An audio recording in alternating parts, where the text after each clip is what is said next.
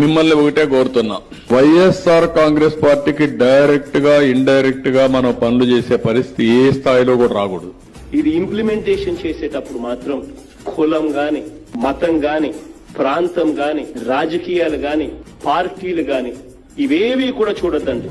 అర్హత ఉన్న ప్రతి ఒక్కరికి ఇది చేరాలి. మనకు ఓటు వేయని వాళ్ళకు కూడా మనం మంచి చేయాలి. వాళ్ళకు అర్హత ఉంటే వాళ్ళకు అందాలి.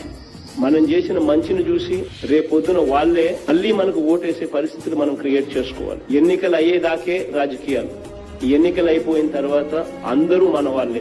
చూసారుగా చంద్రబాబు నాయుడు గారికి జగన్మోహన్ రెడ్డి గారికి తేడా.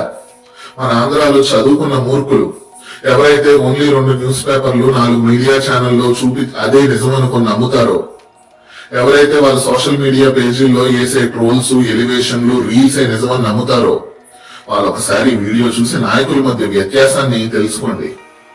ఈ రోజు పవన్ కళ్యాణ్ గారు వచ్చి మాట్లాడరా? పవన్ కళ్యాణ్ గారు అదేంటి సీఎం గారు మీరు ఓన్లీ ఒక వర్గం ప్రజలకే మీరు ముఖ్యమంత్రి అని పవన్ కళ్యాణ్ గారు అడగరా? లేదా బీజేపీ వాళ్ళు అడగరా? రాష్ట్రాన్ని ఏం చేయాలనుకుంటున్నారు మీరు? ఇటువంటి గొడవలతో, ఇటువంటి రెచ్చగొట్టి విద్వేషపూరిత మాటలతో మీరు రాష్ట్రాన్ని ఈ రకంగా జరిగితే రాష్ట్రం ఎందుకు డెవలప్ అవుతుంది?